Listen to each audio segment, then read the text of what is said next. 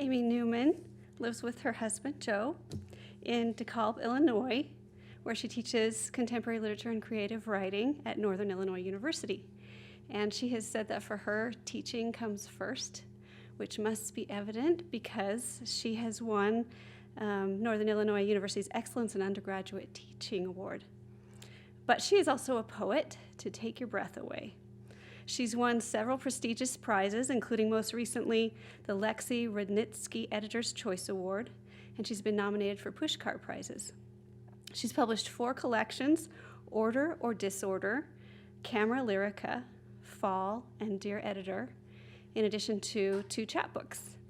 And what's interesting is each of these collections has a different project, and I imagine she's going to tell you about some of those.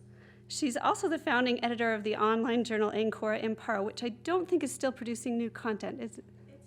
It's not. But it does make really great reading for anyone interested in writing poetry because it juxtaposes, and it's still up, so you can go check it out. It juxtaposes the work of poets with essays on their process. So really interesting. In addition to being a teacher and a poet, she's also very much a scholar. She earned her PhD in English Lit and Language from Ohio University, and she's published many scholarly writings, and you can see evidence of her scholarly interest in the subjects of a lot of her poetry. One of the things I like about her poetry is that she has such a great sense of thought and wonder. She isn't afraid to use narrative, but she does it in a very lyrical way. One critic says, Newman acknowledges that the most poetic part of poetry is the space between metaphors and images, and it is in those gaps that the reader finds enough hints to discern the shadowy beauty and pain just barely out of reach. She told me that when I asked about how she first became committed to writing poetry, she sent me this link to this great interview of her where she talks about when she was working as a television designer. Is that what it was? A stylist. And she kind of randomly picked up a New Yorker and read a Stanley Plumley poem and thought, oh yeah, I used to love this. And then she realized she needed to go back to school and study poetry, and we're all glad she did. Please join me in welcoming Amy Newman.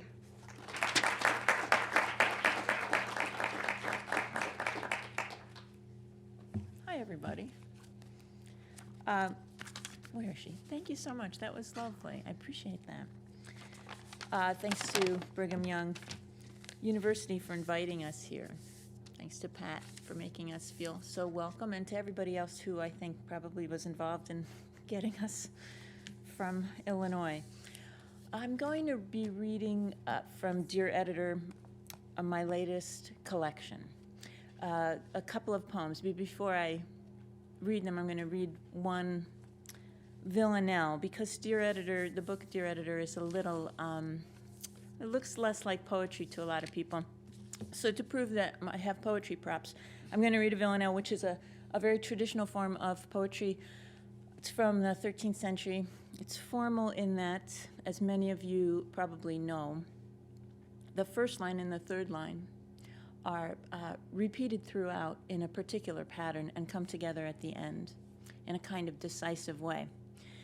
And I love to write in traditional forms because they require from me a kind of humility and cooperation with the actual poem in a villanelle, those repeated lines, since I can't change them and I have to work with them, and they are in some ways writing their own story.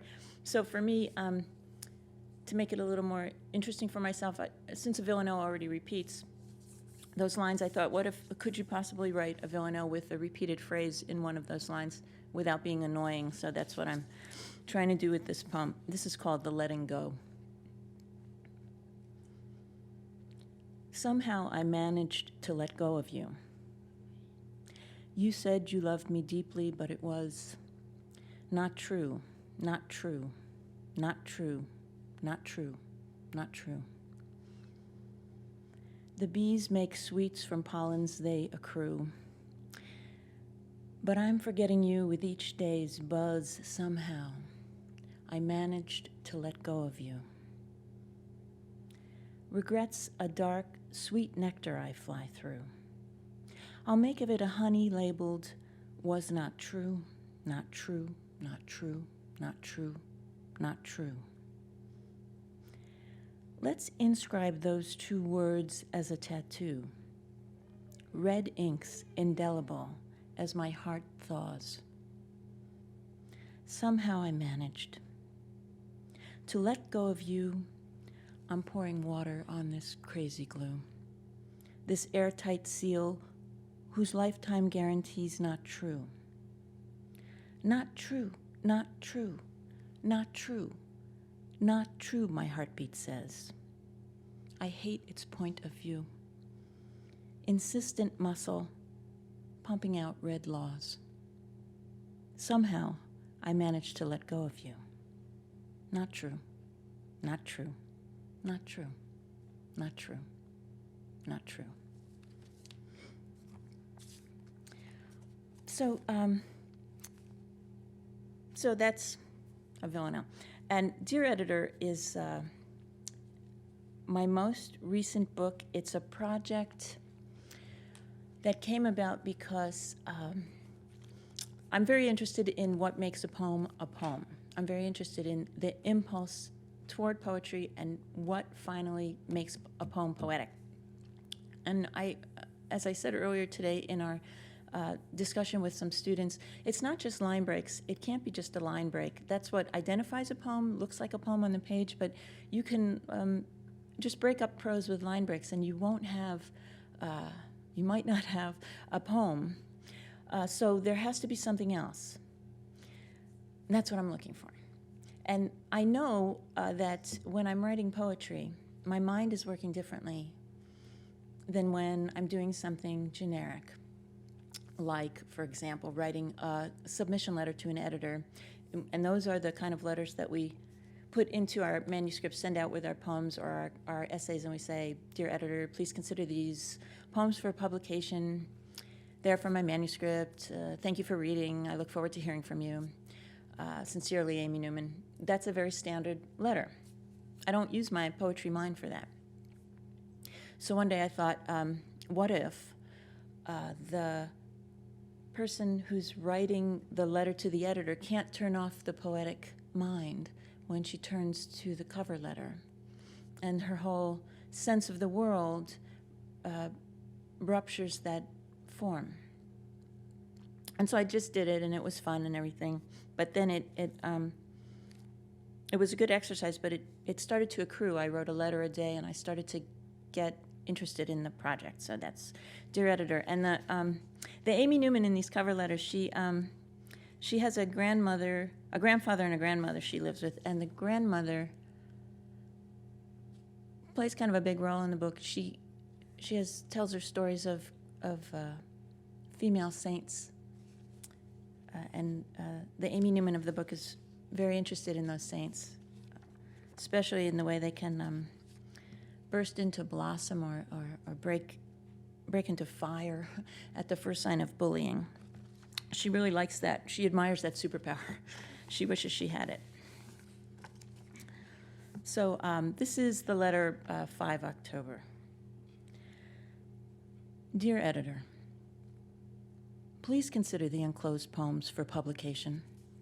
They are from my manuscript, X equals Pawn Capture, a lyrical study of chess. I had a family love for chess, a game my grandfather once insisted that young children should never play because of the obvious difficulties. I don't think he meant it at the time, but as I was a child, it confused me a little with him setting up the board and clacking the queens midair and saying, let's play. Perhaps he was trying to make me laugh as he did when I was so little. Should I say little as something, make that vivid? But the workshop said, avoid myth at all costs because it's too cliche. And in workshop, the readers always want to know, what color was the room? Did my grandfather really smoke while he bathed? Did our horse really run away that day? And if that was true, why in the second stanza do I picture the horse out the window? After she'd fled, after my grandfather warned me, don't throw ashes near the horse's feed. My grandfather warned me about a lot of mistakes, and I made them anyway. The horse might not have been at the window, but when I think of her there, I think of something inexpressible. Thank you for your consideration and for reading. I've enclosed a self-addressed stamped envelope, and I look forward to hearing from you. Sincerely, Amy Newman.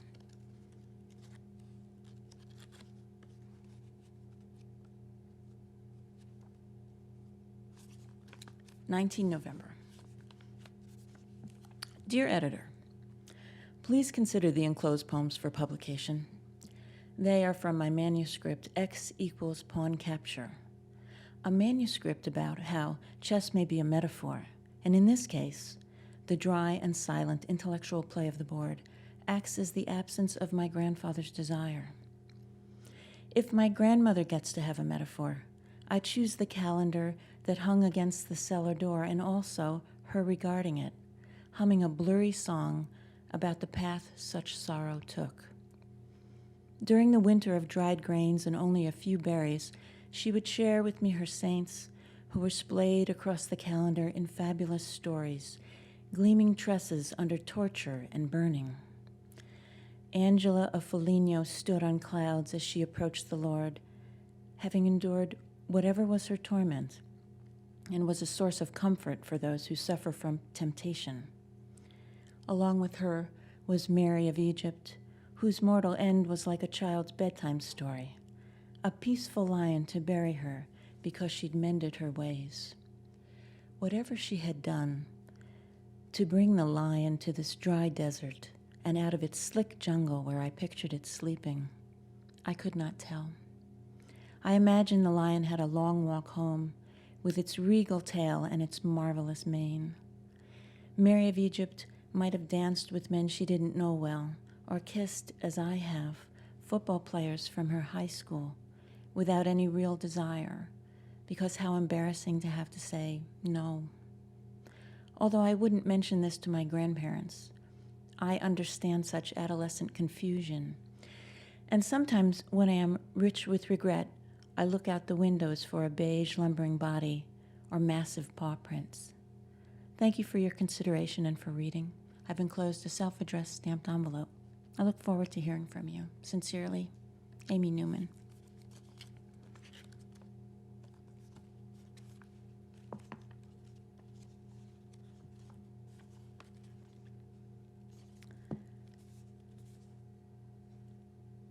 This is, maybe I should say that she's interested in especially Saint Teresa of Avila, who, as I understand it,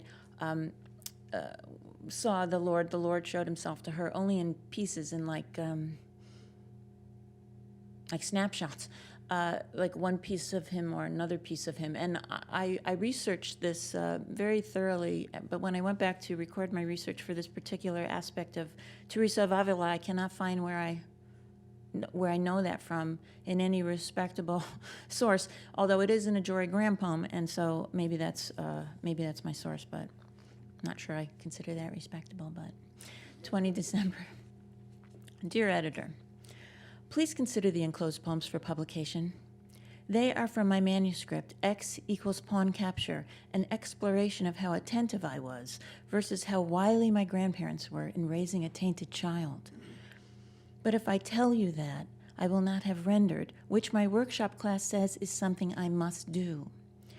When I think of the word render, I am reminded of how we get fat from our animals and boil it for seasoning, to take from their bodies the moist or succulent essence of them in life and transfer it, as one uses a metaphor, to the pan or the onion or the bread.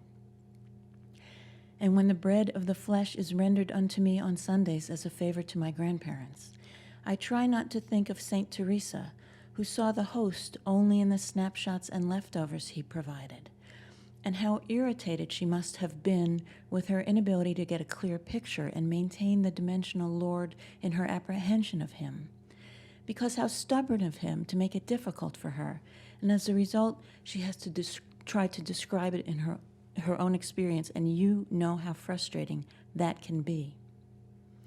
How different the world would be if she'd had a Sony Ericsson Z500A with its camera and a 4x zoom to capture those minutes he offered her in the form of his pale wrist, or his muscled thigh, or his bony shoulder, as well as, I'm imagining, his heart burning in piety.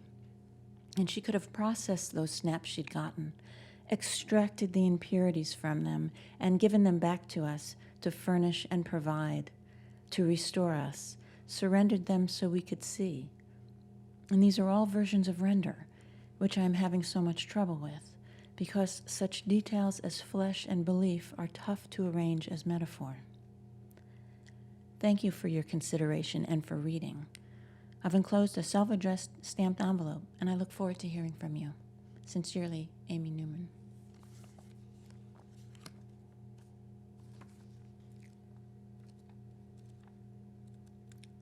And the last poem I'll read is 17 April.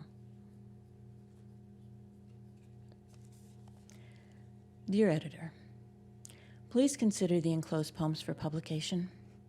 They are from my manuscript X = Pawn Capture, a lyrical exploration that tries to be about everything and to contain everything but fails, like the periodic table of the elements or the categories of physics. I can find you in neither, but both are lovely to study when the footsteps of a grandfather so tired of it all insinuate themselves into any given room. Let my words be acceptable to you, to magnify and be magnified, in order that we may one day be fully aware of whatever gift has been sent our way, even though it's obvious to me there isn't anything there to see, to actually see. The dimension is private. My longing is the deer's longing, which I can place not under velocity or torque, but maybe pressure, reflection, or relativity. You can see I'm thinking of Saint Philomena, the saint of having been forgotten, who was discovered as bones only, and later cataloged without the blood-soaked and blossoming from torment virginity and martyrdom histories that are my grandmother's bedtime stories. On the calendar it says Philomena was effectively forgotten, since there is nothing to know. She should have been the saint of momentum and light, against desperate causes, against lost causes, against everything that seems forgotten, as she moved through the ether and made soft impressions, and threw grass stems at her brother, or if she had no brother, she at least looked at water in a stream and noticed how it rushed, or if there was not a stream, she maybe had a horse. She existed. She had dimension. And you'll forgive me. It doesn't seem fair that she should be forgotten, having come all that way to be and put so much of herself into a little slip of wandering. Of what consequence are the elements of which she is made, as they pass by the elements of which the tree is made, if she only made little marks of nothing on nothing, all that rotation of field and force and image and mass, and not turned into a shower of roses or golden twisted cables of burning holy love, or a field of almond blossoms? Did she look forward to hearing from you? She sent out her breath into the air, and I think that is enough to write a history, albeit unseen. It is not enough to come to nothing. So I see her.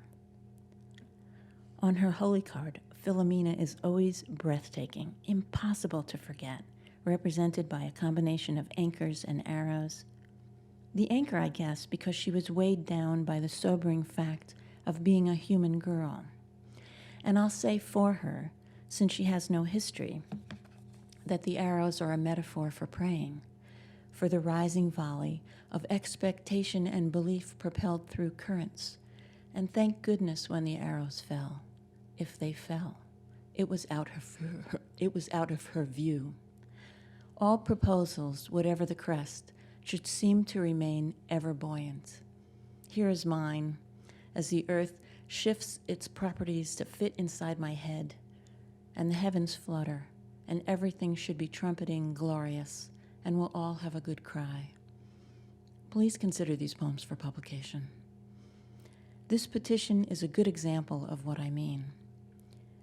Belief requires my sending my postage stamp crest and white veins, those agitations of my heart's velocity, forcefully into the unseen, and there it all levitates, and nothing coming back. Sincerely, Amy Newman. Thank you.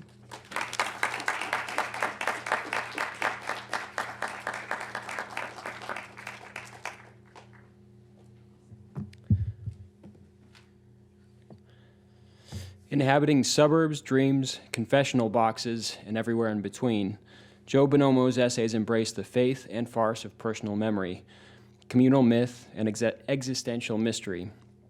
Dinty Moore praised Joe's recently published "This Must Be Where My Obsession with Infinity Began" as an arrestingly beautiful collection of brief meditations on family, faith, and the intricate splendor of everyday life, and the work of a natural storyteller with a poet's ear for language.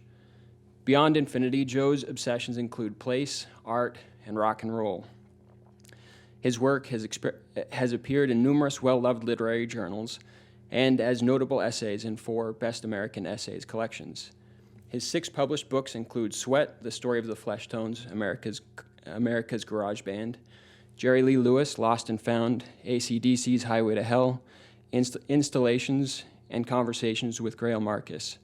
Joe is also the music columnist at the Normal School and a professor at Northern Illinois University.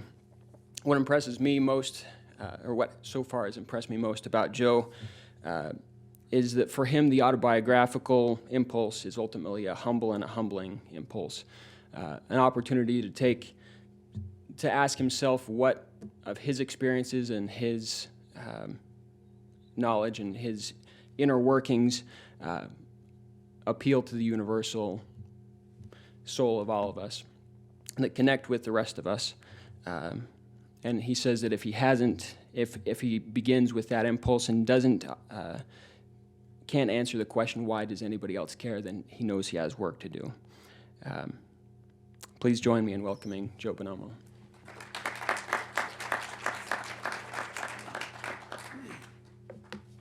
Hi, everyone. Thanks so much for that intro. I appreciate it very much. And I echo Amy's gratitude for everyone who worked to bring us here to campus. So thanks very much. My book is called This Must Be Where My Obsession with Infinity Began, a collection of essays, as he explained, where I discuss faith and the body and violence and landscapes, sometimes simultaneously. The essay I'm going to read today is called Occasional Prayer. And it begins with an epigraph from Khalil Gibran, who writes, "You pray in your distress and in your need. Would that you also pray in the fullness of your joy and in your days of abundance."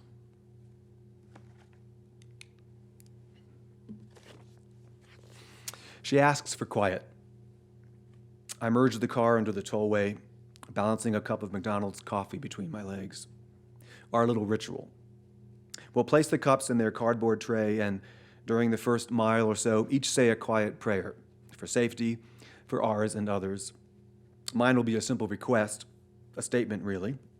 Please watch over all us and see that we arrive safely from our destination to our destination. Please watch over all drivers and pedestrians and see that each and every one arrives safely from their destination to their destination. In my best cultural Catholicism, this will be followed by a mumbled Lord's Prayer. I'll labor to concentrate while I pray, elbowing out pesky grammarian voices. Amy always takes a little longer, gazing at passing fields. Her Jewish entreaties are longer and more involved. Complex, anyway. I have more people to say hi to, she'll shrug later. Before long, I'm eyeing my coffee, idly thinking that I'll check Wikipedia when we get back home and read up on those coffee-burning lawsuits. Real? Urban myth? Anyway, I'm impatient to drink. The routine and self-centeredness that quickly wove itself into praying when I was young is a fact of my spiritual life that I've often wondered about. Sensing that it must mean something, suggest a larger understanding of the worthiness of a life lived in conscious struggle. When I fell away from the church in my late teens, I fell as a cliche. Burdened at an early age with hyper self-consciousness, I'd be overly aware while at Mass at St. Andrew the Apostle, gripped in the classic adolescent manner by doubts and anxieties. Am I getting it? What it was, I didn't know, only that the stern frowns of the nuns that I imagined turned toward me while I struggled to focus on prayer felt like the facial equivalent of a check minus. When I was 10 or 11 years old, I was convinced that my family was trying to kill me. Each night I'd lean over the bathroom sink down the hall from the bedroom I shared with my younger brother, trembling as I brushed my teeth, knowing for certain, the certainty being the splash of cold fear in my chest, that my older brothers, conniving with my parents, had poisoned the crest with venom hidden in the basement. I'd lie in bed later next to my younger brother and stare at the dark ceiling in slow, crawling dread that I'd within minutes begin the agonizing writhe into death. My siblings' jackal, wild-eyed faces hovered over me in the dark. I'd hear conspiratorial muttering in the hallway, quiet smiling. Eventually, my fears blossomed to include poisoned breakfasts, poisoned lunches, dinners, snacks, all manner of household terror cuisine. A couple of years later, I was locked in chest-tightening blues in 7th grade, convinced that my friends hated me and wanted me to disappear. In my imagination, I was plagued by boys who yapped at each other in a foreign language and with girls with blossoming breasts who looked right through me.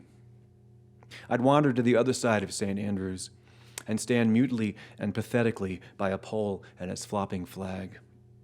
I confessed this all to my mom on a long night when she found me sobbing hysterically in the shower, Fabergé organic shampoo running down my face. Moments later, she slapped me. It's testament to the relationship I have with my mom that I understand the desperation behind that gesture. Her son was turning into a self-obsessed monster. Get out of yourself already. I had a small bruise to lie about the next day, though I don't think anyone noticed. Within a couple of weeks, the depression lifted. I was social again. I never confessed to my family my irrational fears that they were trying to dispose of me. Instead, I prayed. Staring into darkness, I'd clasp my hands and mutter pleas to the ceiling. By morning, waking bittersweetly to the chirpings of blackbirds and the roar of a ride-on bus outside my window, the fear was gone, but the memory would wash over me, leaving a faint ink stain. Of course, soon enough, this paranoia lifted for good, replaced by another comic opera, courtesy of puberty. But I'm not sure that I'll ever understand.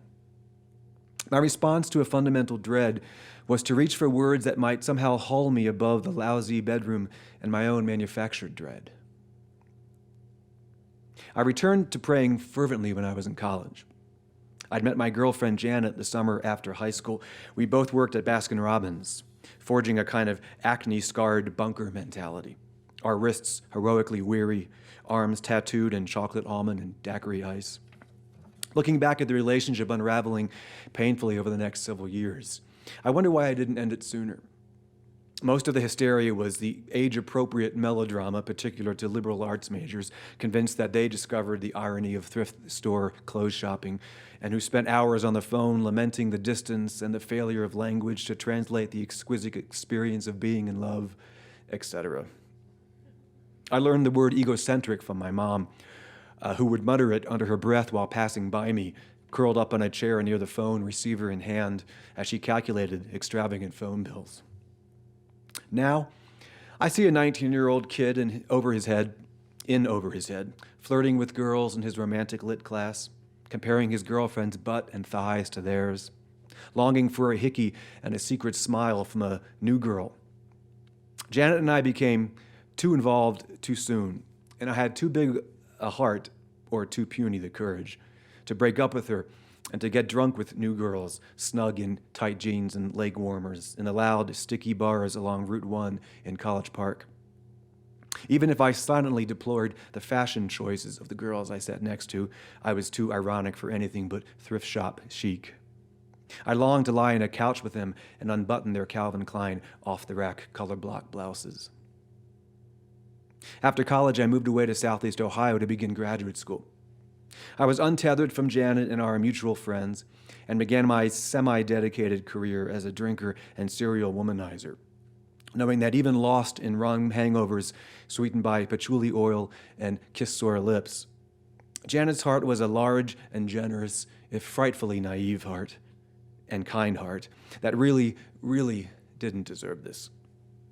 I stayed with her and carried inside of my chest a nervous chill that lasted for years. I had dreams wherein I pleaded to surgeons with shadows for faces to cut open the front of me and remove this pulpy mass of nerves, which I visualized as a kind of cancerous lump. I was clearly depressed, not only in the existential way that so many 20-somethings are, burdened by a future grimly promising that the value and currency of pure sensation and of matters of the heart will diminish in the face of pricey, looming adulthood. I was twisted by the growing unhappiness with my girlfriend, wrestling with a somewhat absurd, somewhat gallant notion of doing the right thing and staying with her. She, the she of such great promise, only the year before. One windy fall day, I was moving across campus between classes, or more likely during classes. I looked up from my self-centered stupor. There, the fresh, blinding white of Memorial Chapel. I entered into the calm and the quiet, two states of being foreign to me in college, and the clean, bracing, woodsy smell of pew and altar that brought me back to childhood.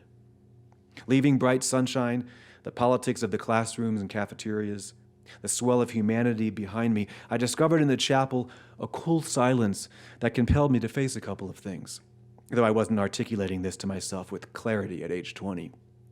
One, quiet contemplation and prayer forces you to engage yourself, to self-interrogate.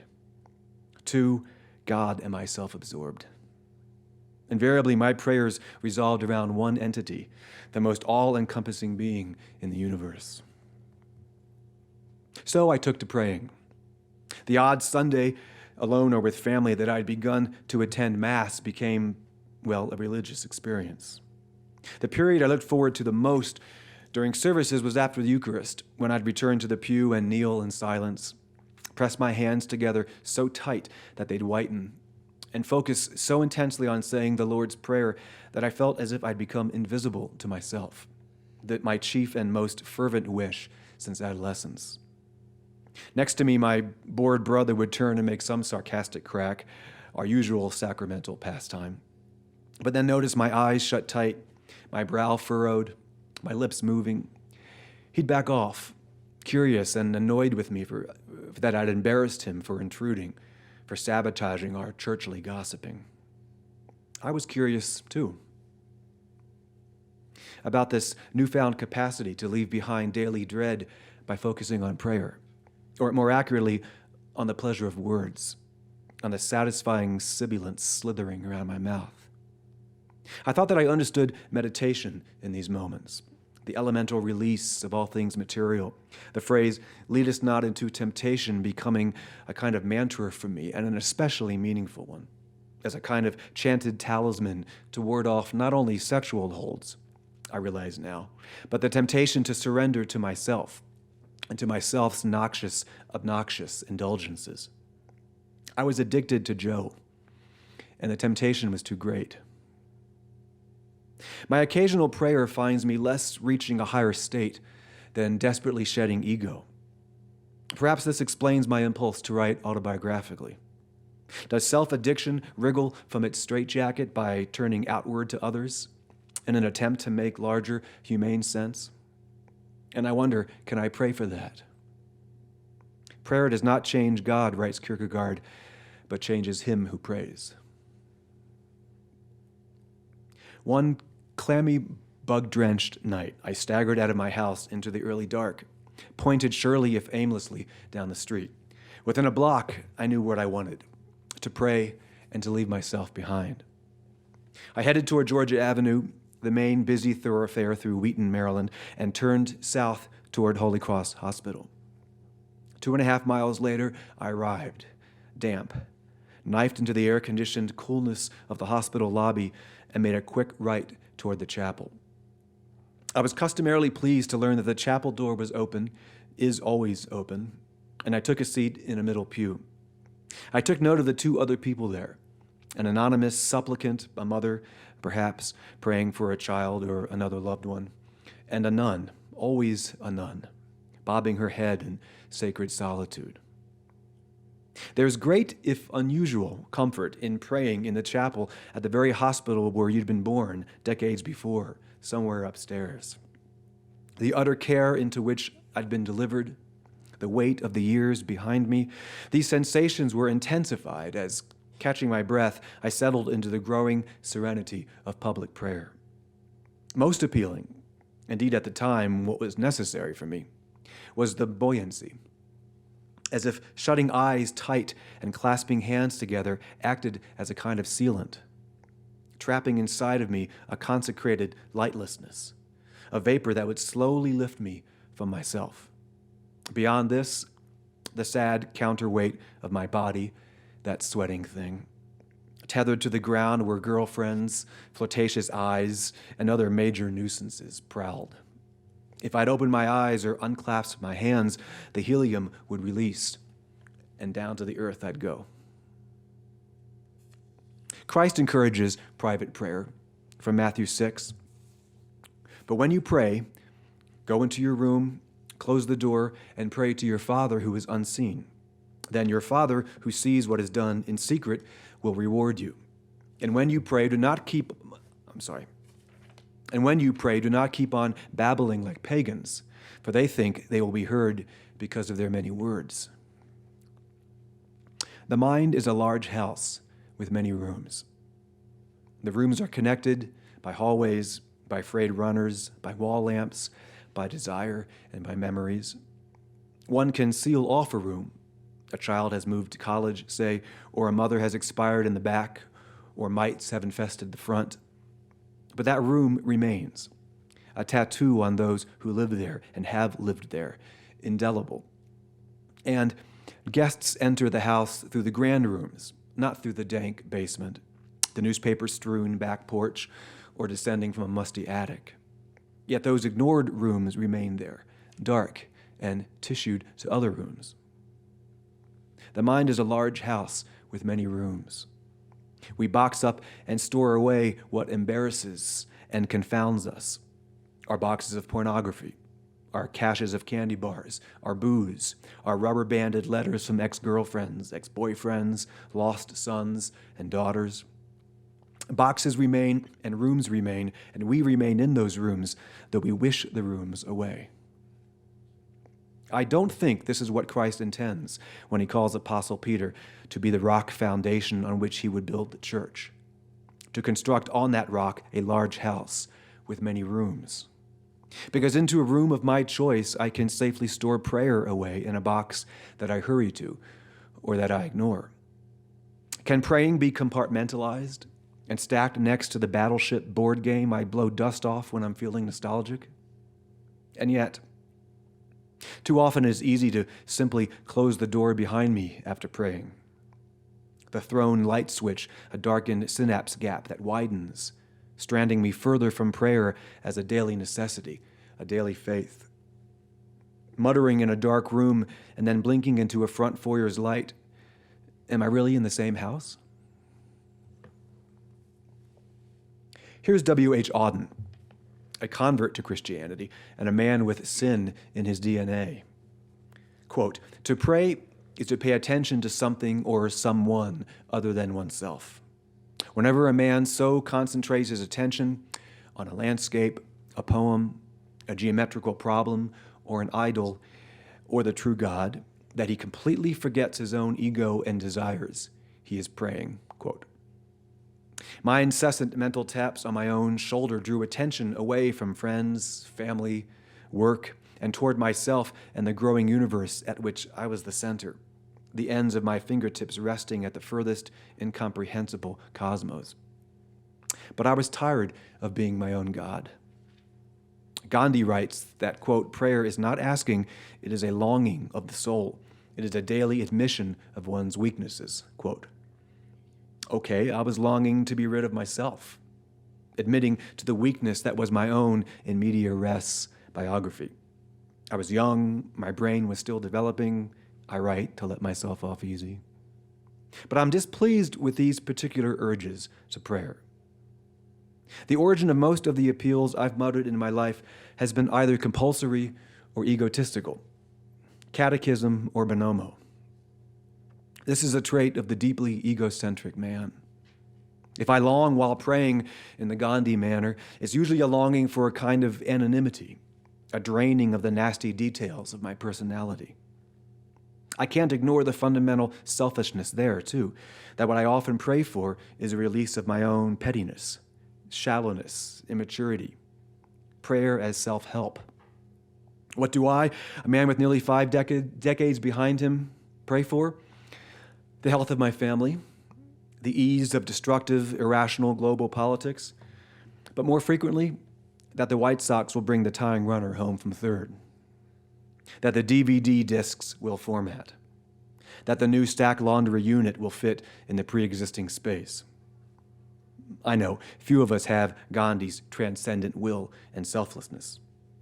Didn't he lie next to a luscious naked girl one long night of the soul to test his celibacy? Or is that an apocryphal story? In my 17th century lit class, I might have felt Gandhi-like, stealing myself next to the girl who I liked. But really. Amy and I are back from our drive later, and I repeat to myself what she'd said in the car when I'd asked her why her prayers are longer than mine. More people to say hello to. More people to stretch toward on the thin prop of prayer. More to caress in absentia. To tap lovingly on a shoulder, knowing that touch is a foreign language, not spoken here, there. And I'll wonder, who do I have to say hello to? Who do I have to surprise, moist-eyed, my mouth moving oddly, slowly, the other tilting his head tenderly to make out the words? Alone to myself in my room, my words perish on the mirror. In grade school, during required services, the soft rain beyond the stained-glass windows puddling in a grayness at my center that I couldn't comprehend. In adolescence, during Holy Week services with my family, absently running fingers over mountainous acne and recoiling from the sound of my own ugly, monotonous voice. Even now, at a funeral or at a friend's nuptials, praying in muffled tones and shooting side glances at spirit-filled neighbors in the pew, lifting their hearts and souls to the Lord in unself-conscious Hosanna glory. I haven't attended Mass regularly since I was in my late teens, and what's driven me back into church the several odd, if intense times, was the need to run away from myself. That desire itself feeling more and more as the preening of egotism. Only now am I lifting my head and wondering what it is I'm galloping toward or asking for. Thanks.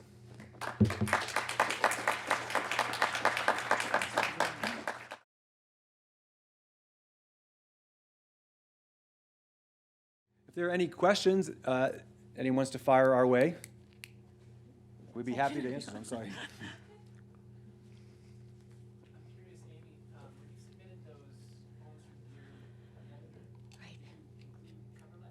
I did. I did, but just barely. You know, as I was telling Pat in the class earlier, with every letter that I submitted, I also included the name of the editor and the magazine to which I was submitting on each of the poems, which I thought would be like an extra, get those eyes on them, because editors love to see that stuff. And I just sent it out. I would collect it in a packet and I'd send it out with a very spare cover letter, hoping that when they turn the page to the actual poems, it would be confusing and surprising, and that's what I did. And that, in retrospect, it's hard. I can't believe I did that, but yes, that's what I did.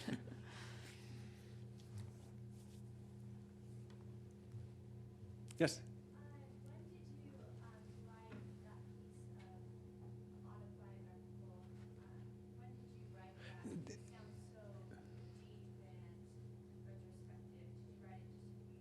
The essay I just read? Yeah, I wrote it a few years ago. Probably, let me think, maybe 5 years ago, 6 years ago. Yeah, I mean, it lived in me for a long time, obviously, until I decided finally to try to turn my attention to it. But yeah, it's a fairly recent essay. Mm-hmm. How long did it take to kind of formulate it the way you wanted? Was that quite a lengthy process? Long time. Yeah, I mean, so much of my essay writing takes place internally before I even set fingers to keyboard, that kind of letting things percolate, in the back. But once I started actually writing, I think that essay didn't take too long relative to some other essays, a couple months maybe. Yeah. Mhm. Yeah, Joey. So the bad question I want to ask is, do you read each other's work? But I think the better question is, how do you integrate your personal relationship with your creative life? We're one person, So honestly, it's always been the way. If I was just thinking about this the other day, it's from the very, very beginning. It's always been, never been a competition between us. Always been whatever is good happens to one happens to the other. Right. Feels as great for me as it feels for her, and vice versa. And I'm just grateful that that's the case with us.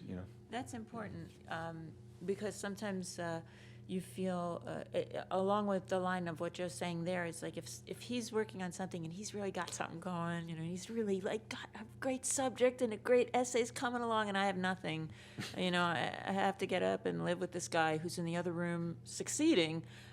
It's maybe right. Maybe. But he looks like it, and I'm wearing a robe and walking around cooking. So it doesn't. I don't feel like I'm getting to the same place he's getting to. I have to not. I have to remember that there are times when I've been successful in the act and he's not, or that or we've both been. There's been that. That's a blessing to. Be happy for each other's success. But in terms of reading each other's work, I was smiling a little bit because for me, I don't, until I have an idea that I'm pretty sure has a very good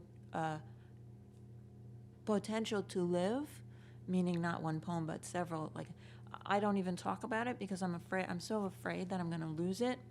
But actually when I was getting to know Joe, he was staying in our living room. He was living in my house sort of because he had no heat in his house, and he was living with. That was the excuse. Yeah, well, it was you lived in our living room, and my friend Donna and I had a house, and I keep my manuscripts in a box under other boxes in a closet. But Joe is extremely snoopy.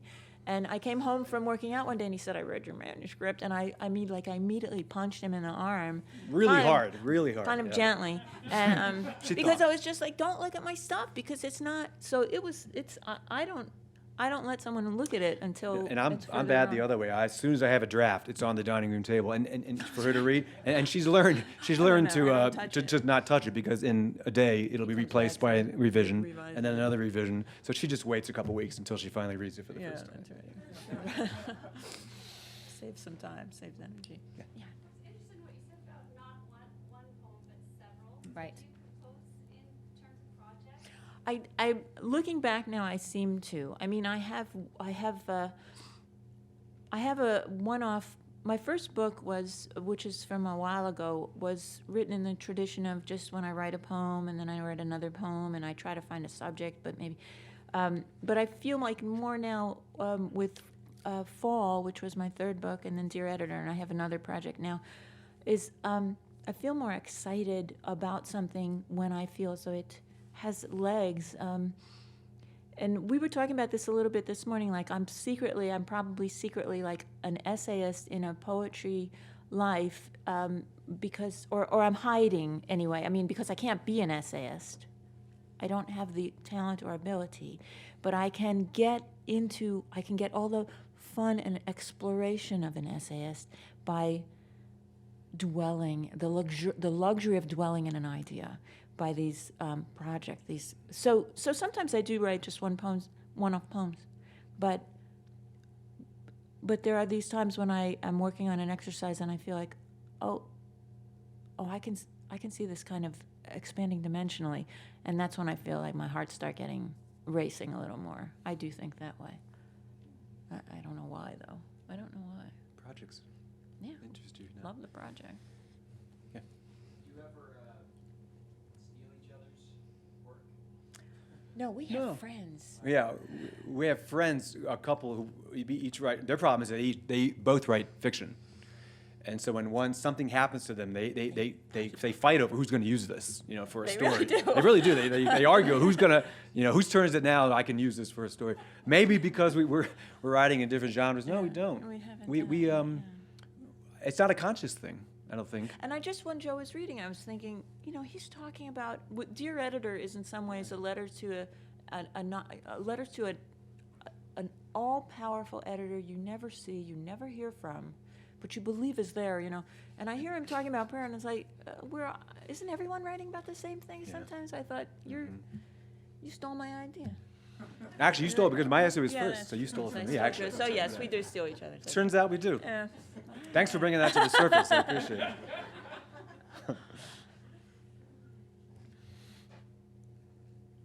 have a similar question from that. Do you ever write from the same experience? You get an essay, you get a poem? I'm trying to think. No, I think not, in part because she's resisted the autobiographical impulse much more strongly than I have. And so most of her poems originate from, I don't want to say the fictional realm, but they don't originate autobiographically. And that's sort of my way into most subject matter, including the books on music that I write. So I don't know that we've ever sort of seen that consciously happen. Yeah, we have a funny way of approaching things in that I'm almost violently opposed to talking. Like I'm under my light is under a bushel at all times, and it comes from something in my past, I'm sure, which would make an interesting essay probably, but it's not going to happen. And I think that I believe that every subject is filtered through me, but I try very hard to hide it. It's almost the opposite, Yeah. And that's weird. It'd be an interesting exercise to try, to write directly from the same subject in our genres would and see where we go. I don't know immediately- what would happen, Yeah, that's a great question. I would immediately hide it. A couple minutes left, I think. If there are any other Only two. questions? So I was interested in what you said about how you don't have the talent or ability to write essays. Yes. What are the gifts that you see that he has that you don't? What are the differences between the two? He can dwell at length. He takes himself more seriously as someone to be heard and seen than I do. I believe that. I'm vain, is that what you're saying? Yeah. More vain? It sounds like I'm saying that. I'm saying it in a nice way, though. And I don't really think you are vain. I don't think that any essayist or writer is vain, but I think that I spend so much time. I'm trying to get off the subject. I'm trying to and I'm certainly always trying to step away, whereas I think an essayist's, I don't know enough about it really. Let me think. I think an essayist's job is to look more deeply with the belief that you can come to the end of something and you have the mind for it. And I operate on the assumption that I can keep looking at it, but it will always escape me. In fact, I'm more comfortable with that idea. I also think it comes down to form a little bit, or to the way our ears are tuned. I think we're tuned differently to music. I mean, I think she's more tuned to a lyrical kind of music in terms of writing in general, and I'm more tuned lately, meaning the last 20 years or so, to the sentence, to prose, to that different kind of the music of prose as opposed to the music of lyric. Would you say that? Except that you've been writing more prose lately, so I'm not sure. Would you say that I'm more interested in how something is said than what's said? Yes, probably. Well, maybe. I don't know. I take that back. Yeah. I don't know, but this will be a good conversation for the flight home for us, actually. Yeah. I wish I had a better answer. 'Cause Well, that's a and good I'm question. thinking maybe with the Dear Editor poems or the work that I do now, it's like it's something that I feel like I can handle, and I can spend 20 days on one poem. I can't imagine what it would do if someone made me sit down and write a long essay. How many years would it take for me to finish that? I can write like a 3 to 5 page essay pretty nicely if I know what I have to say, but that's not a lyric essay. That's like a scholarly thing. Maybe you're shyer, too, than I am. That might have something to do with it. But What I do you- drift, what? I drift closer to autobiography than you do. Well, if we're talking about that, yeah, I'm not I mean, going to I- talk about myself I'm not going to talk about myself in an essay. Yeah, I wonder if that's, but lots of poems do, so that's not an answer either. I'm We not don't sure, have it's a an good answer question. for her. Yeah, we don't, apparently we don't. Yeah. Stumped the panel.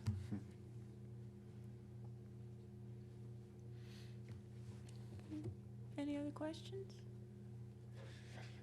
Well, thanks. Thank you very And much. very much for coming and for listening. having us.